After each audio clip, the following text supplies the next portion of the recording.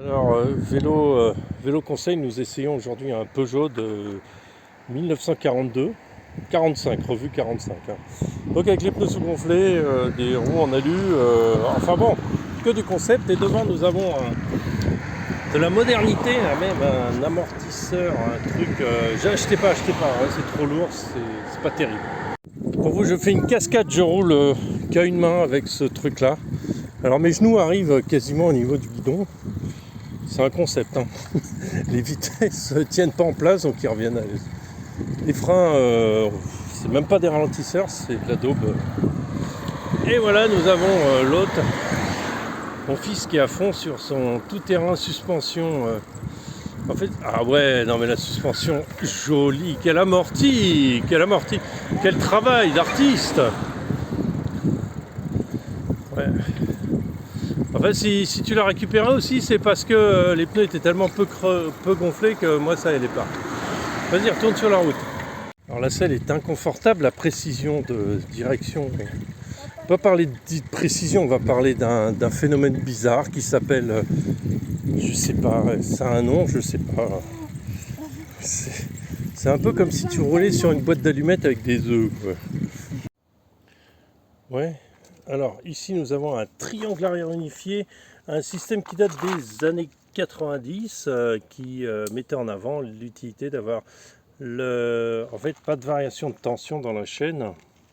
C'était l'intérêt du système pour éviter le pompage. Bon, après je ne m'étalerai pas sur ce système qui est absolument inconfortable, qui ne sert strictement à rien et qui depuis les années 90 a été abandonné, et il y a bien une bonne raison. Bon, on est sur Stwing.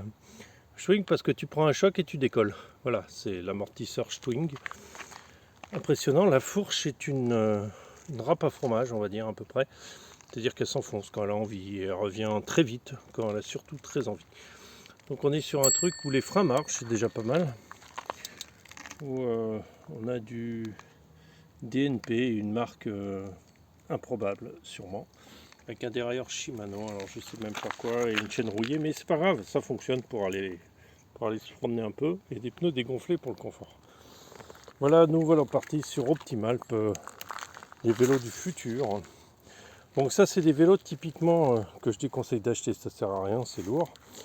C'est pas confortable parce que le système est nul.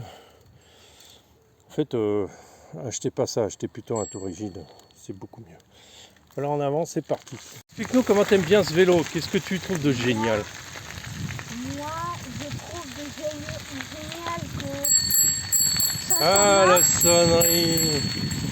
Et ouais, il est tout équipé de phares, en plus il est en bon état en général. Les roues papillons pour être démontées et tout. Magnifique, magnifique. Raconte-nous le reste. Le défaut, c'est que si vous arrêtez, vous ne redémarrez pas. Alors par contre il est joli, hein, la fourche est jolie, là c'est Peugeot, super, voilà.